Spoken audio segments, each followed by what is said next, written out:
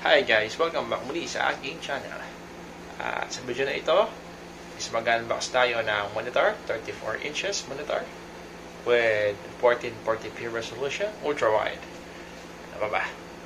At meron daw siya 144Hz to 165Hz. Okay.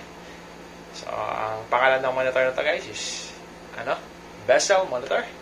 So, let's get started. Okay.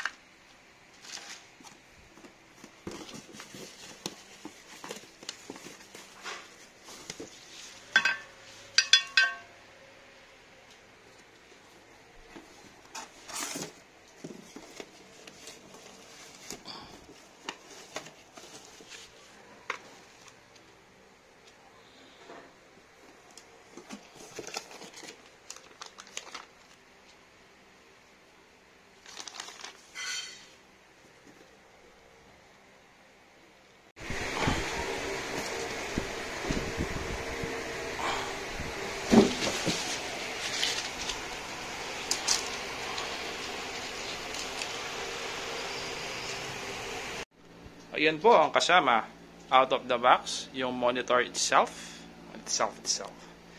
Ito yung power adapter ng monitor. Tapos yung mount niya, ito yung stand. So ganyan yan. Like that. Okay. Tapos may kasama siyang DP port. Ito yung DP port. Ito yung saksakan sa likod, sa display port. Tapos meron pang U-green na DP port na kasama. DP port, akala ko HDMI ito kanina. So DP port, dalawang DP port kasama, power stand, tsaka yung mount sa likod at ang unit.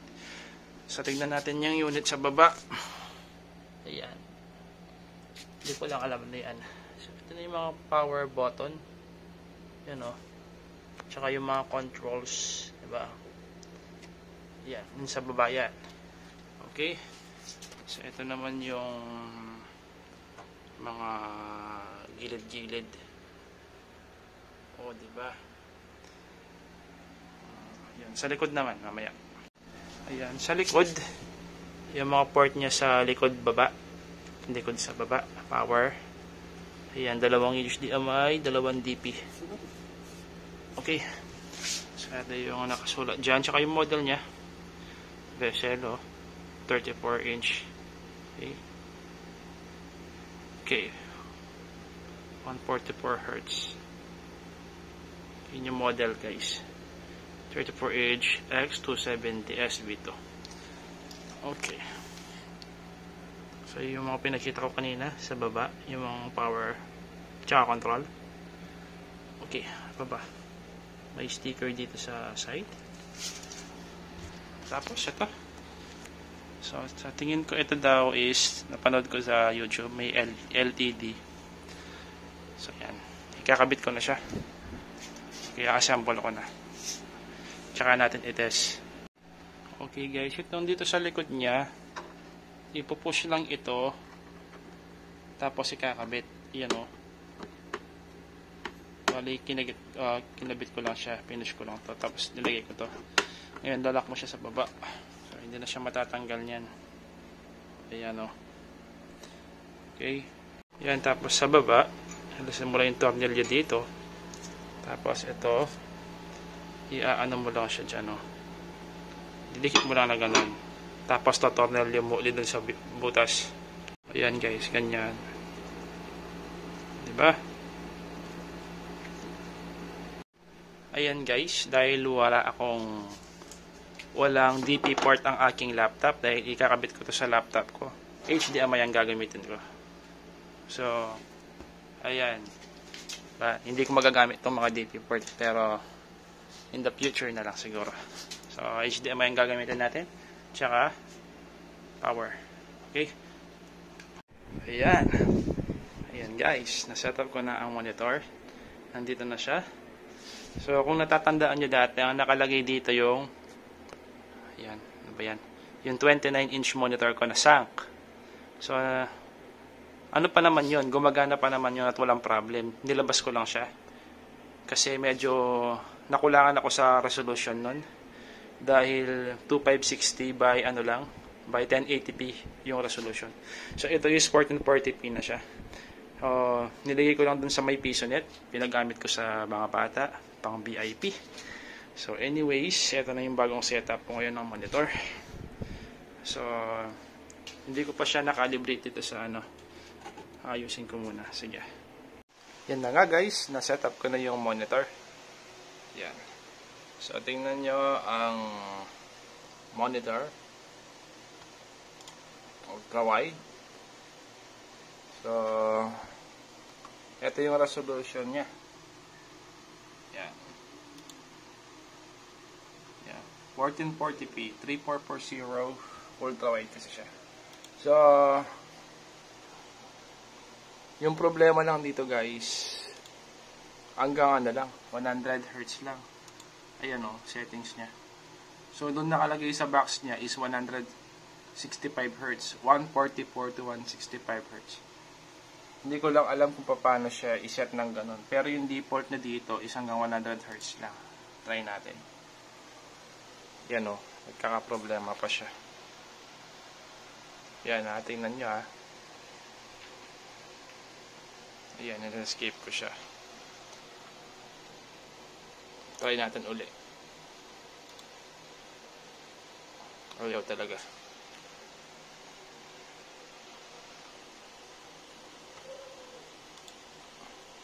Diba? So, yan yung monitor. Tsaka, meron siyang, ano dito guys, dead pixel. Meron akong nakita.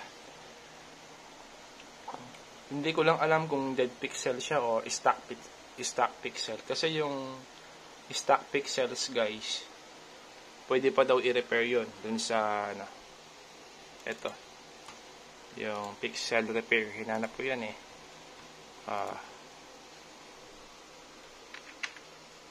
Dead pixel repair.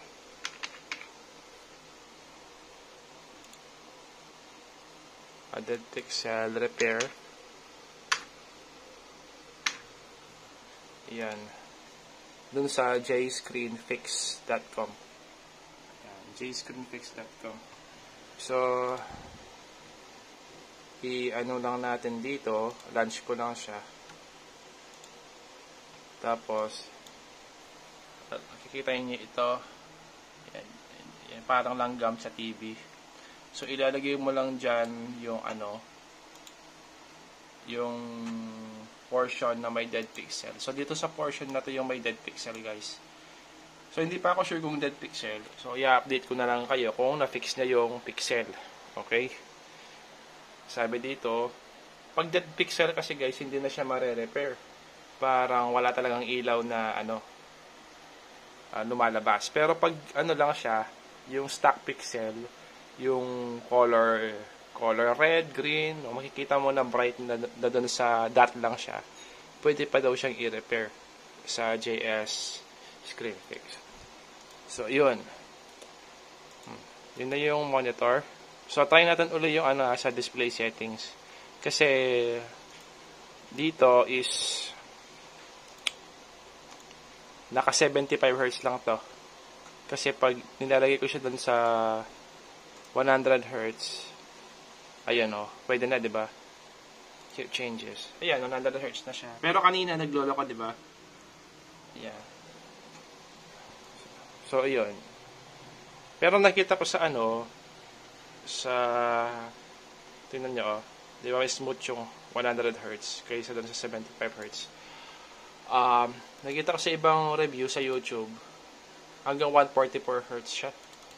Yan, binalik ko lang, nagganyan na uli. Ayan. Naglolo ko siya. 75 Hz. Sige, isa pa. Ayan, 100 Hz ulit. So, yan yung monitor na to. Ganito yung problem niya. Hindi ko alam sa ano lang, baka sa ano lang, drivers. Ayan, i-set ko ulit sa ano, sa 75 Hz. Yun ang unang gagamitin ko ngayon. Okay. Yun yung problema ng kakabili kong monitor na to, guys. Meron siyang isang dead pixel. Hindi pa ako sigurado kung dead pixel, ha. Basta i-update ko na lang kayo kung na-repair ba yung dead pixel na yun o stock pixel ba yun. Pag hindi na-repair, ibig sabihin dead pixel nga. So, hindi naman siya ano, ayan o, na 75 Hz ko ulit. Tawag dito. Hindi naman issue sa akin yung kung ano, may isang dead pixel. Hindi naman siya ganun kahalata. Pero makikita mo siya pag white yung ano, white yung screen. Or black, gano'n. Ayan, nakikita ko siya, nakikita ko banda dito. Ito, tuturo ko sa mouse. Ayan, Ayan ba? Ayun, nakikita niyo na ba? Ayan. So, hindi pa ako sigurado kung, dead pixel or ano to. Kasi parang color red siya, Parang stock pixel siya. Pero, tatry ko pa rin siya i-fix. Ito, alikabok ko lang yun. So, yan na po ang review sa monitor na to. Ayan. Bezel monitor. Sa ibang review na sa Lazada, perfect daw yung monitor nila. Walang dead pixel. So, ano lang, swertihan lang, guys. So, sabi naman dun sa at least 3 pixels. Meron siyang 3 dead pixels bago i-return. So, hindi ko na siya ma-return. So, yan, guys. So, thank you so much for watching. Update ko kayo mga ilang months kung kumusta ang monitor na to. Kung ayos ba or agad masisira. So, ayan, guys. Ayan, thank you so much for watching in this unboxing and monitor test. And don't forget to subscribe to my channel, guys. Thank you so much. Bye.